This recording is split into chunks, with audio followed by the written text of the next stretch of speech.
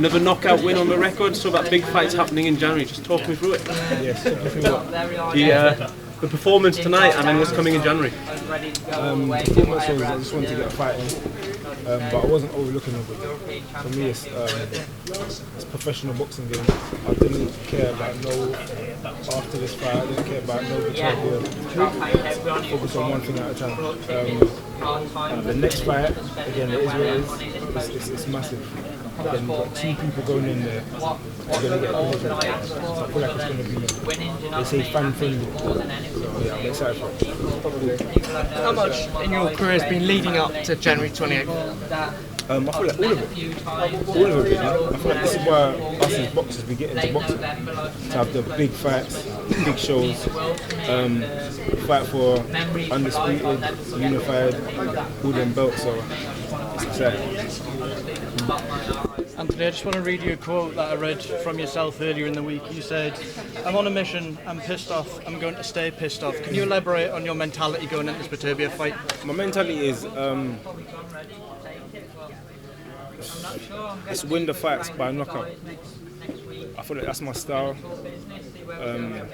That's how I fight. Land the shots that you need to land. That's it. This is business. Take everyone out. That's literally my mentality, and I don't mean that in any like braggadocious way or anything like that. It's just that it's a style of fighting. We're not in there playing, having pillow fights with each other. My mentality is, cool, I'm going to see openings, I'm going to take it. If it's whether it's the body, whether it's the head. Yeah, no games. Last one from me. What does it mean to you that the biggest fight of your career is going to be in London? It means everything, because London's where I'm from. I feel like it just adds that little bit of seasoning to the ingredients. And yeah, man, I'm excited for it. Anthony, did you push for it to be at the Emirates Stadium? Say that again? Did you push for it to be at the Emirates Stadium? Did I push for it to be at the Emirates? I didn't. I wasn't involved in them kind of negotiations. That's me being 100% honest. I just said, make the fight happen. Please make it happen.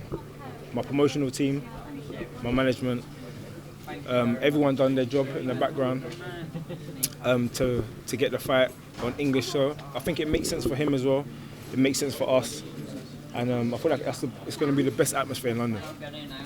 Anthony, people remember, if we rewind back to the Kovalev fight, they said, is he ready? They'll say the same thing for Artur Beterbiev. Stefano Koikov isn't the fighter to prove that you're ready for Beterbiev, but the time in the gym is. What makes you think day to day, the progress, the stuff you put into your camps makes you ready for Beterbiev? I just feel like I'm a fighter. Everyone, the only way to know is on the net. That's it. I'm a realist. I don't do all this bullshit and stuff and say, yeah, you know, I had this and this what happened, and you know, it's all long. We only know when we get into the ring. I feel like I'm ready. I feel like I've been ready since as I answered the last question, saying I'm pissed off. I learned a valuable lesson in trying to go the distance because I was worried about hand injuries. I was worried about cuts, because remember before, when I first fought Lyndon Arthur, they were saying the winner gets a world title shot with the WBO. We knew that, what was his name? Joe Smith Jr. had the WBO at the time. So again, I let that play in my mind. Saying, you know, be cautious. I landed a couple of shots. I knew when I could hit Lyndon Arthur, but I was like, be cautious. It was all in my mind. This fight, people try to put things in my head again. Don't get cut. Be careful. Everyone was saying it. Crazy. I was like, well, why is everyone saying this to me? Why is everyone saying this to me? You don't know what's powerful. Everyone was saying it. Don't get no cut. Don't get no injuries. Yeah, he's laughing because he was one of the ones that said it. And I was like, what are you talking about? Let's get walking away. Stop. Get out of my head. I'm going in there and fighting just how I normally fight. I'm going to go out there and try and knock out my opponent. But yeah, I just feel like it just comes with it. Last question for me. You take a lot with you into the ring, and you do a lot with your box up crime, but can you sum up the inspirations you'll be taking in with you to the fight with Artur Beterbiev? The inspirations are, we give the praise to God. That's literally the inspiration, because I'm here. If you look back, if you rewind time 10 years, this story, what's happening and what's happened so far, it seemed like it was impossible. You know, I remember saying to a couple of people just passing by, people that I used to be close to, I'm gonna take this boxing thing serious. Like, I'm gonna be world champion. Bro, what are you talking about? Bruv, you know how much fighters are in this world? Nah, man, bruv, you're too old now. Yeah, you're 19, man. I lie that, man. That's dangerous, man. I had all these things being said to me, but I was like, nah, bro. I believe in God. I believe in the journey. I believe in my natural attributes. And without going too much into it, boxing happened. I was playing football before. I was doing other sports. Nothing was going right. In terms of, I got to a good level, had trials for QPR, etc. So I was talented, but I kept getting injuries. Things kept happening. You know, I lost the job I had at the time, so I couldn't even get to the training ground. QPR was far. All these kind of things will happen. Boxing, smooth. For me, that's how it was meant to be. Last one, Anthony. Any final message to Artur Beterbiev ahead of January 28th? Absolutely not. Absolutely not. Anthony, congrats for tonight's win. The fight has been announced for next year. I was speaking to Tunde and I was just talking about how you have the qualities to be a world champion, but you face guys like Sergey Kovalev. Now you're fighting, Artur Beterbiev, who is known as, the monster. 18 wins, 18 knockouts.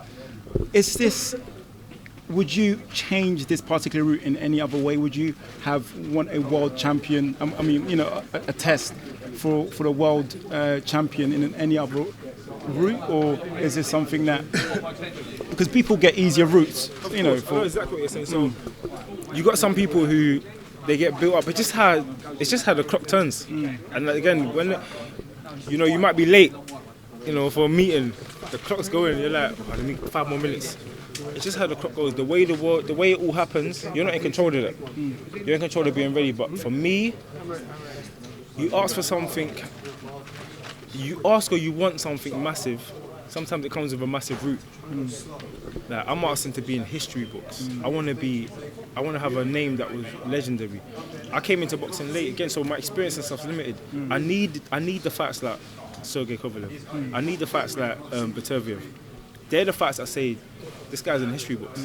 If I won the Kovalev fight, would I have been in the history books? They would have been like, you know what, he's done something amazing here. It's legendary. This one's unified. So now it's like, look what he's been through. It adds to the storyline. This is just my opinion. And I have all the attributes. I have, in my opinion, I have what it takes in here and in here to beat Beterbiev. And would you say currently, in terms of what's been going on in your career, this is the fight that's going to get the best out of you? I'm a person that thrives on challenges. I feel like I've shown that time and time again. I'm one of them fighters where the bigger the stakes, the better I perform. Send me out to Russia, not Moscow or anything like that. Send me to Chelyabinsk where no one knows anyone. Take my luggage. They took my luggage when I got there. Make us struggle to get water. We had a driver, we had people with us. Make us need like armed security. Put us in the deep end where everything's against us. I'll still show I got something. Lending off a rematch. I feel like a lot of people wrote me off. A lot of people say, it's going to be the same thing. He's just got Anthony's number. Okay. We'll see. See what I'm saying? And lastly, currently with Tunde, you went out to Russia to fight Kovalev. A lot of people were saying that you should get rid of Tunde, but now you're again going to have another world title shot. How proud must you be of your team, just knowing that you've just stick together to the same trainer, the same team? A lot of fighters nowadays would just, go ahead and. I don't really worry about other fighters because I'm me. I've always been real to myself. I've always been true to what I feel. People can give their opinions. I can ask for people's opinions as well. Not saying that I won't take them opinions, but it's my decision, my career. For me, it's like you rise to the top from the bottom, whole team. Yeah. That storyline is crazy. To me, it will feel better. This is just me. It feels better. I'm a very loyal person. I've got the same friends as when I was in primary school, secondary school. There's no new additions. All the people that was here today, these guys I went primary school with. Like that's a long time. That's a 20-year friendship, over 20 years.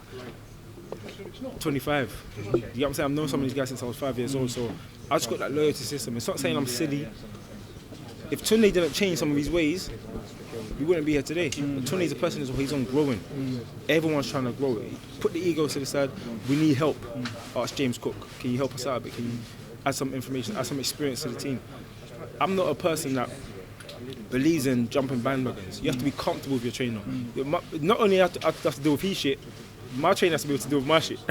I've got my own personality, I've got my own character traits that a lot of people couldn't put up with. I will fall out with some trainers. So again, it is what it is. I'm just built the way I'm built. Thank you for that, Anthony. Artur for International Box News. Anthony, how hard was it going into this fight, knowing that if you won, you did have the Artur Beterbiev fight? It wasn't hard at all. That wasn't hard at all. I knew the fight was going to happen. I got full belief in myself.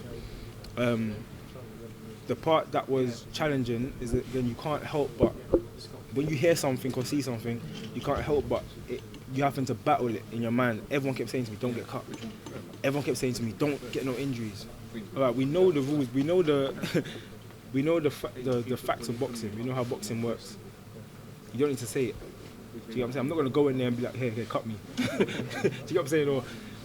So all the kind of things can play in your mind. Same thing, the first Lyndon Alpha fight, a lot of things, not only was I going through loads of deaths in my family, but a lot of things were playing in my mind in terms of people saying, oh yeah, you got that next fight, world title next, be careful. So I wanted the chat to be careful. Didn't get decisions, so I said, okay. In this fight, I got my mentality back to say, it's go time. I want to knock out everybody.